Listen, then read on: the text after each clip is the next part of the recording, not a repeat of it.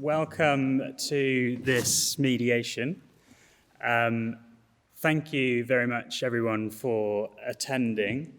It's a very positive first step in a dispute to have a mediation and a positive step towards reaching a compromise. My name is Richard Whitehouse. I'm a barrister and a mediator. I'll start the mediation if the parties can just introduce themselves. So if we start with the claimant, if you just want to say your name. Colin Clement. Thanks. And you would be being represented by? Jane Ye.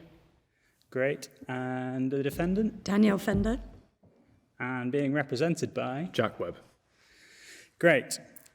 So I'll start this opening session by explaining a bit about mediation, about my role, and about the procedure for today. So firstly, in terms of mediation, there's three important points about mediation. The first is that it's a voluntary process. The second is that it's without prejudice. And thirdly, and probably most importantly, that it's confidential. So briefly looking at each of those points, the fact that it's voluntary means that the parties have chosen to be here today to try and resolve their dispute, and they're in control of the outcome, or more in control than they might be at a trial. In terms of the matter being without prejudice today, it effectively means that the parties in the litigation can't refer to what's been discussed here today until judgment's been given. So that gives them some comfort and freedom to make offers and put points forwards that they, in the context of the litigation generally, might be a bit more worried about making openly. And finally, as I said, the most important point is that it's confidential today. So everything that we discuss remains within these four walls. And it's confidential in two senses. It's confidential in terms of the mediation overall, and it's also confidential in that we'll have private sessions with each of the parties. And what I discuss with them in those private sessions, I won't discuss with the other side in a private session unless I have their express authority to do so. So again, that means that they can discuss things with me in the private sessions that they may not want to be transferred, and then I can discuss with them what they want to put across to the other side to hopefully try and resolve the dispute. Mediation's non-binding until the point of agreement, which again means that they can make a range of different offers. And if a settlement is reached, then a written settlement agreement will be drafted at the end, and all of the parties can sign that agreement, and it's binding at that time. The aim of the mediation, obviously, today is to try and reach a compromise that everyone can live with. It's unlikely to be that either side is going to be overly happy with the outcome, but the idea is that the parties compromise and avoid the further costs and inconvenience of going forward with the litigation. In terms of my role for today, I'm an independent person here to facilitate the settlement. I'm here to guide and clarify the discussions. I'm not here to provide legal advice or to make any kind of decisions. I'm not going to impose my view on the parties. I'm just here to try and help them resolve the dispute. In terms of the procedure, it is flexible and informal, and it's not going to be like a trial. The parties, as I say, have control over how we deal with the mediation, and they also have the ability to agree to more creative settlements and things that the court wouldn't order. They can agree between themselves.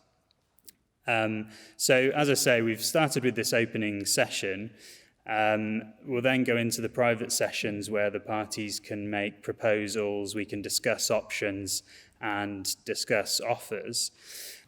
So if we start with the claimants first, we'll have the private session with them. I should only be a short time, and then I'll come to your room and we'll have a private session with you. Thank you. Right, so Colin, I've obviously read all of the documents in relation to this dispute, and I know a lot of the background, but it would be helpful for me just to understand what the key points from today are and what you think's most important and the things that I need to be aware of. So I was contracted to work on Ms. Fender's house. Yeah. I gave a reasonable quotation and started work. I worked on the house for a period of several months, and then my contract was terminated without following the terms of the contract, and I'm still owed £15,000 based on my original quotation. Okay, thank you. And just to get a bit of background, can you tell me a bit about your business generally? Is that operating okay? Yeah, we have no issues. I'm a sole contractor. I've been building houses for a long time, very experienced, so I know exactly what needs to be done. Okay. And this claim that you've brought, how are you funding that claim? I have legal expenses insurance from ARAG. Okay, that's helpful.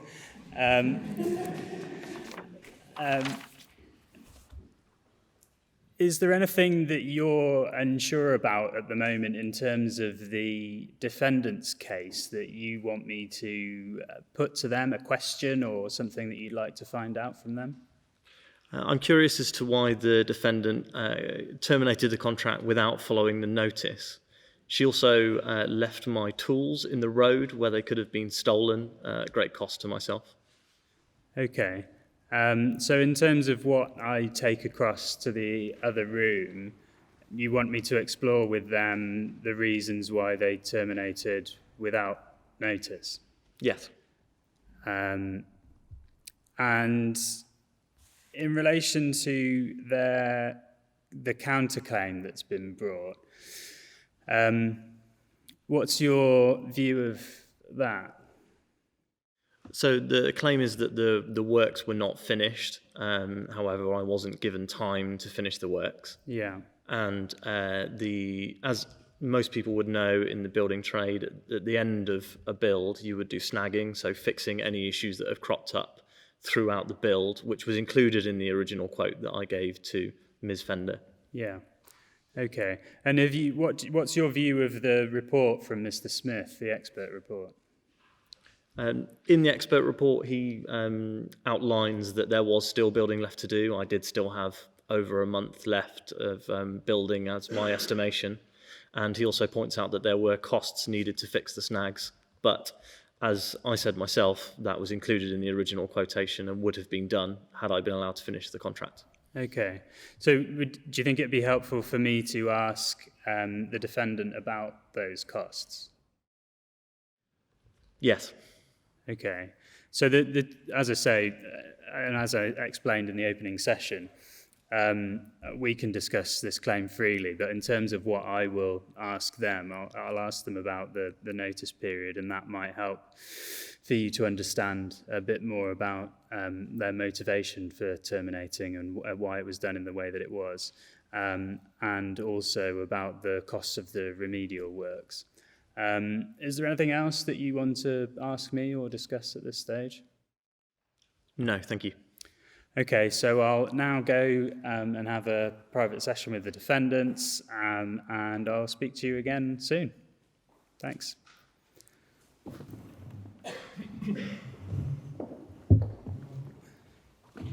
Thank you very much for waiting.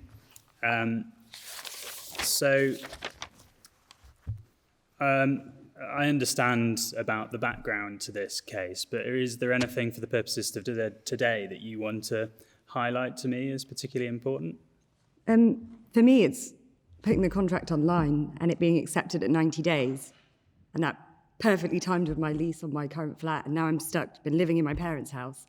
And it's just the emotional aspect of it and the cost. And everything, and it's just snowballing, and it's becoming such an emotional issue for me that this was money that from my family. This isn't like I have loads of money to just throw at things, and I was promised something, and it's not been delivered.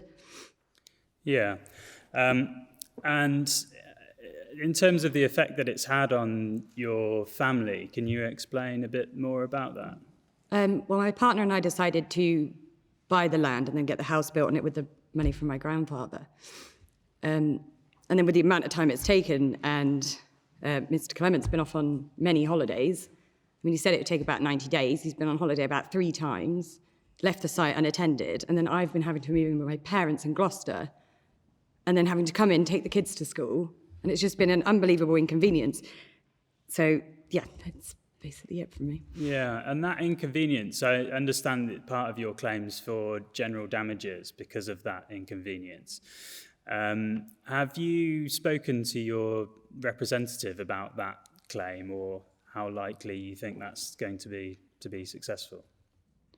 To be honest, I just want to get it all sorted. I just want this all fixed in whatever ways. That's getting the house finished and making sure Mr. Clement is aware of what he's actually put me and my family through. Yeah, well, it's definitely the right way to approach mediation, to be wanting to get it resolved and get the hassle out of the way. In terms of the claim, how are you funding the claim? I'm paying for it myself. So you're paying privately? Yes. Okay. And there's a couple of points that the claimant from my private session with him wanted me to ask you. He's asked about why you terminated in the way you did without notice. Yeah, I mean, that was a rash decision on my part. I mean, it'd been an ongoing issue. And then having been to the site again I think it was on a weekend, and turning up and the work wasn't done. The site was a state. And then that was it for me. And I did react emotionally at that point, but at this time I've been put out long enough. So it was a bit of a knee-jerk reaction. But at the same time, that contract should have been terminated because he didn't adhere to the terms that we set out at the start, which was 90 days. Okay, so the reason then really is the delay and the fact that it had gone on for such a long time. Okay. And the other point that they wanted to ask was about the costs that you've incurred in doing the remedial works. Can you explain a little bit more about what those are? Due to the amount of time it took to actually finish the job as well. So there is outstanding works that needs to be done. So it's just really recovering those costs in order to finish the job. So it's not just little bits here and there. It's actually some major work that needs to be finished. So you say it's more than snagging work? Oh, definitely. Yeah, it's more than snagging. It's why that's why I terminated the contract before, because it was just getting to the point that we weren't even out fixing the snags. There was still work that needed to be done. Okay. And I think Mr. Smith comments on the costs of doing that work. I think that's slightly different to what it actually ended up costing you. Because I think your claims for about 15,000 plus the general damages. Okay, is there anything in particular that would help you in terms of trying to reach a settlement today, to find out from the claimant anything that you're unsure of about the case? I mean, it's more just the discrepancies really in what I say and what he says, and it's just ironing those out. Yeah, so mediation, given that we only have a short period of time, it's difficult to try and resolve all of the factual disputes at a mediation, and it's not really the forum to do that. That's if you get to the trial, you're going to have a judge look at the facts. Today, you're unlikely to convince the other side of your point of view, but what is useful to happen at a mediation is to take into account that there are those differences, that there might be some risks on both sides, and to factor that into the settlement that you're willing to reach. So I'll go back to the other side and discuss the case a bit further with them. If you want to speak to your representative about any of those factual issues, and maybe particularly the general damages claim, he might be able to provide you with a bit of advice about that, and I'll be back as soon as I can. Thank you. Thanks a lot.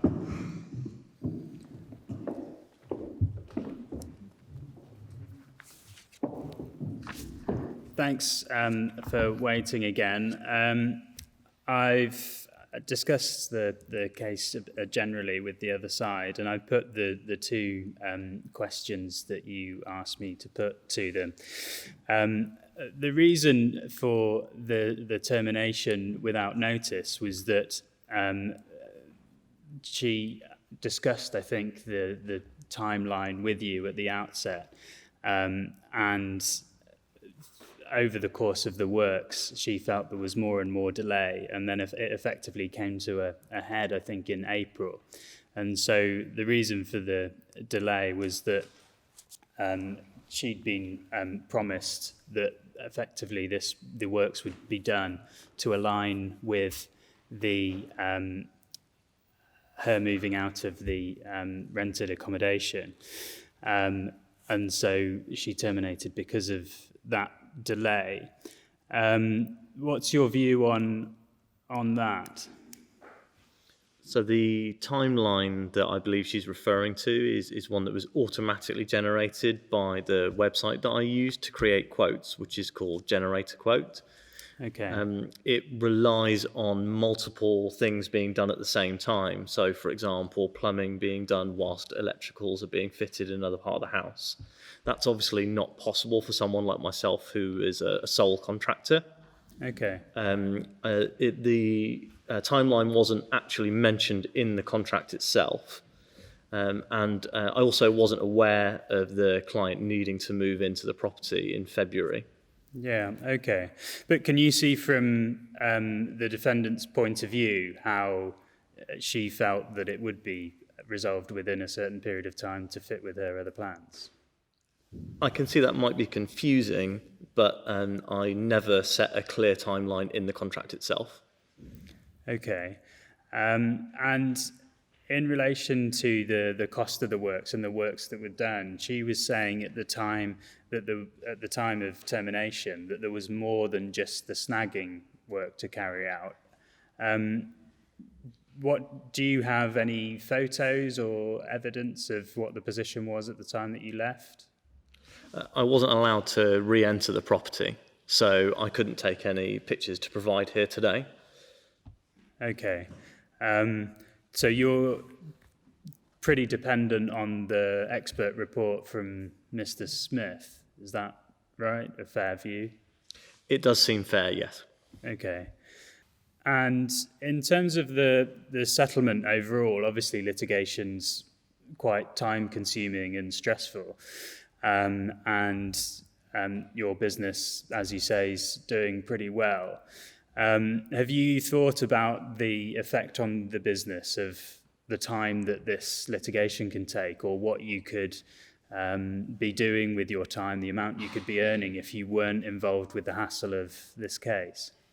I could certainly be earning if I was working rather than in mediation today, but I just think it's fair and correct that I be paid the contractual terms. Yeah. Okay. And in terms of putting the settlement or any negotiations in a context, it's really helpful to consider the best alternative to a negotiated settlement and the worst alternative to a negotiated settlement. So if we just have a think about that, the best case outcome for you if you don't settle here today would be for you to recover your £15,000 in damages and presumably interest. The costs I don't think will concern you, provided you comply with the terms of your ARAG legal expenses insurance, then you're not going to be paying those costs as I understand it. So your best case scenario is that you will receive £15,000 at the end of the case. And the worst case scenario, I think both parties' costs will be the same, but again, it doesn't really affect you if you lose, because the other side's costs will be covered. But you're not going to get anything out of the case, and you will have invested a huge amount of time that you could have spent doing other work. So in that context, it's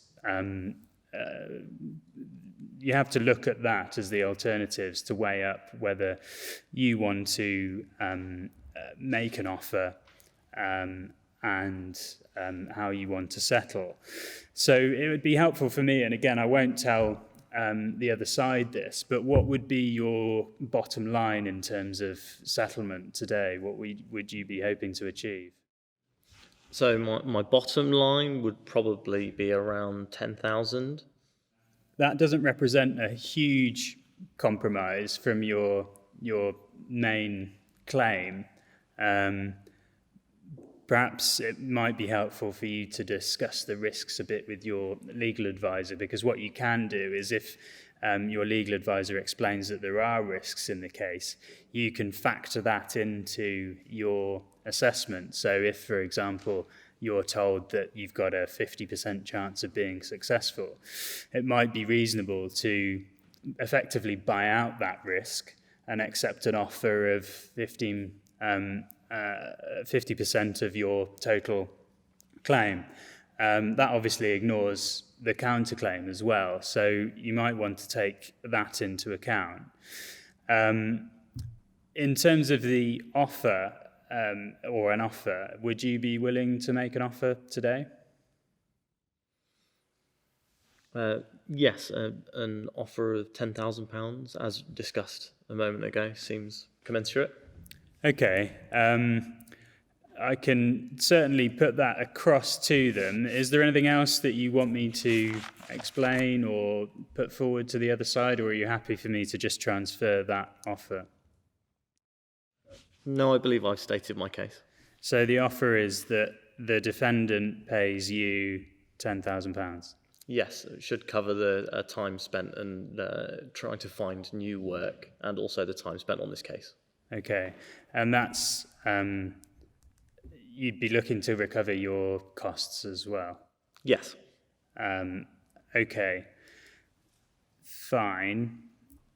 So I'll take that across to them and I'll see what they say.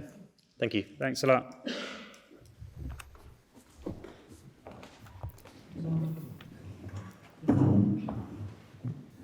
So the good news is the claimant's willing to make an offer. It might not be perhaps what you're hoping for, but obviously we can negotiate from here. The claimant's offer is that you pay him £10,000 plus his costs. What's your view of that? Well, that doesn't really help me out. I've incurred £15,000 worth of costs, so I don't see why I should be giving him £10,000. Yeah. Okay. Well, let's discuss the case a little bit. In terms of the best and the worst case scenario, if you don't settle here today, your best case scenario is that you recover £15,000 and then a relatively modest amount, I assume, in terms of general damages. So if you're successful, you'll recover that amount on your counterclaim. I think Jack can tell me if I'm wrong, but I've seen the cost statements and it looks like the costs are probably around £10,000 to this point and are probably going to be about another 5,000-ish to the trial. That's right, yeah. So you'll probably have about £15,000 in costs. it's probably likely that you will struggle to recover the full amount of your costs, even if you're successful at the trial. And this case is complicated a little bit by the fact that there's a claim and a counterclaim as well. But just if we look at it generally, if you recover £10,000 in costs and there's a shortfall of £5,000, then your overall kind of net gain overall would be about £10,000. So that's the best case scenario. The worst case scenario would obviously be that the claimant's successful and you're ordered to pay £15,000 to the claimant. You'd also be ordered to pay a proportion of his costs. And again, just if we say that they're about similar and he doesn't recover all of his costs, then that might be about £10,000. So the worst case might be that you end up having to pay £25,000. So that puts their offer into context a little bit. It's not as bad as the worst case scenario. But it would be helpful for me to find out from you what you consider your bottom line is for today, or what you would be happy to settle at. I could go down to 10,000 in line with the report. Okay, so you accept an offer from the claimant for the claimant to pay you £10,000. Okay, I think that the expert report, that's pretty much the maximum that it sets out as the amount that you're likely to recover, and splits that 10,000 between the costs to finish the works and 5,000 for the costs to put right the defective work. So looking at it in respect of the expert report, do you think that's a kind of realistic settlement? Well, I feel I incurred more costs than that as well, so I would go on the top end of that report. And stick Okay. at 10,000. So, and it would be 10,000 plus your costs that you've incurred to date as well. And if we put a figure on that, that's about 10,000 as well. So you're reasonably far apart, but if you're happy for me to take that offer back to the other side, that might start some negotiations. Yes. And we might be able to move forward from there. Okay, great, thanks. So the defendant's willing to make an offer, and I've been authorised to tell you that the offer she would like to make is that you pay her £10,000 plus her costs of about £10,000. So you're quite far apart.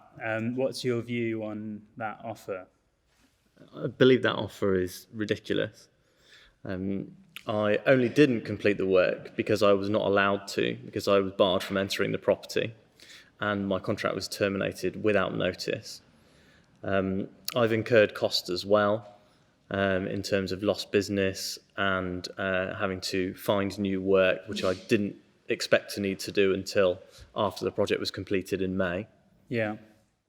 And I have discussed with my advocate, and I think that we would be prepared to accept a lower offer that purely just covers my personal costs of £5,000 paid by the defendant. Okay. That's a global offer, is it, that you will just accept £5,000, or is it £5,000 plus your costs? Plus my costs. Okay. And is that your bottom line? Because it'd be helpful for me to know. Obviously, I won't say it's a final offer unless you want me to, but it'd be helpful for me to know whether it's worth continuing with this mediation if there's an overlap in the bottom lines of each party. I won't disclose it, but it's helpful for me to know that if that is as low as you're willing to go today, it's going to be reasonably pointless in carry on having a mediation if you're very unlikely to settle. That is my final offer, yes. Okay. So £5,000 plus your costs. I will take that to them and I will see what they say. Thank you. I've got another offer from the claimant.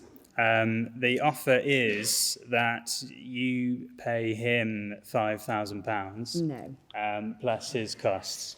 No. So he's moved from his original claim. He's come down by about £10,000. And I think that's helpful in that it shows that he's at least willing to compromise.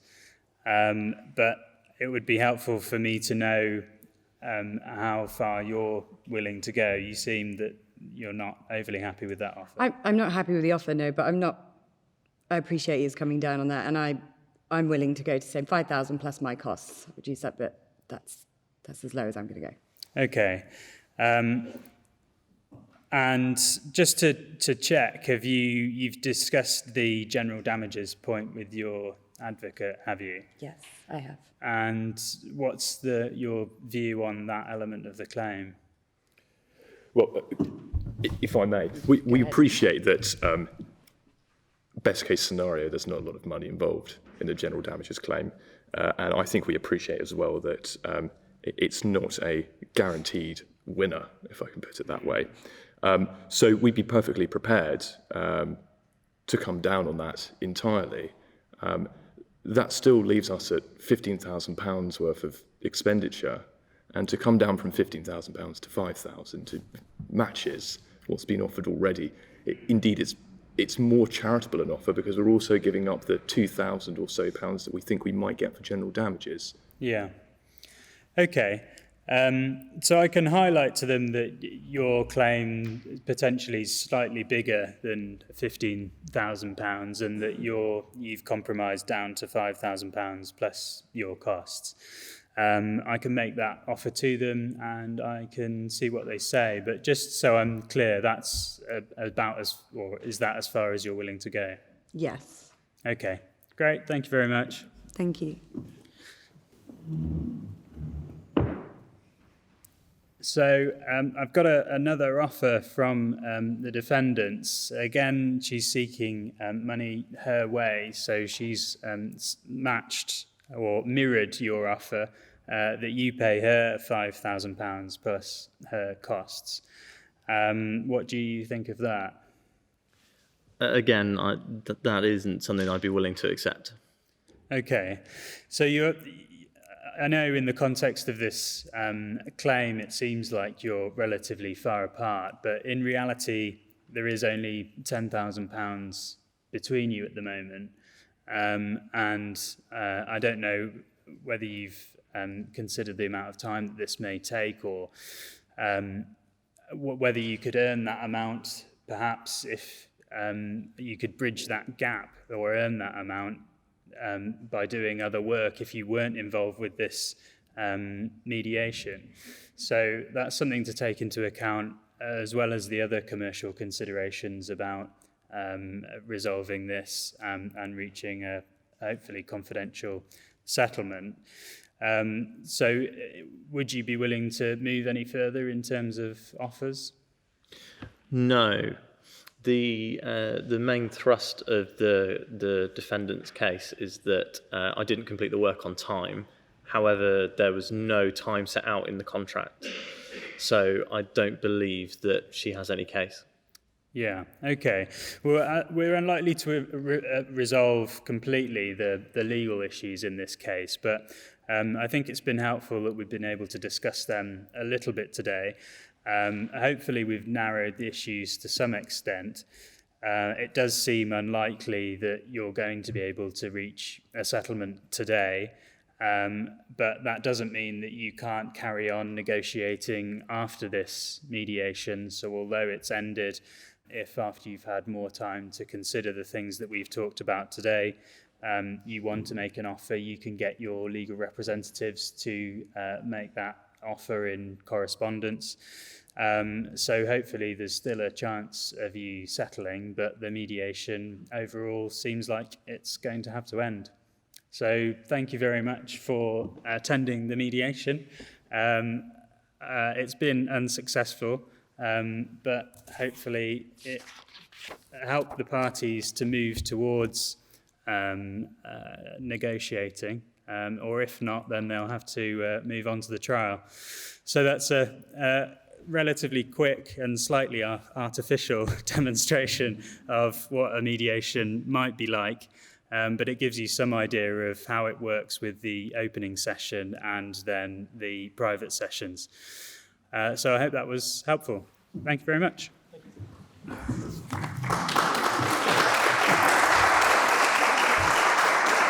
Thank you.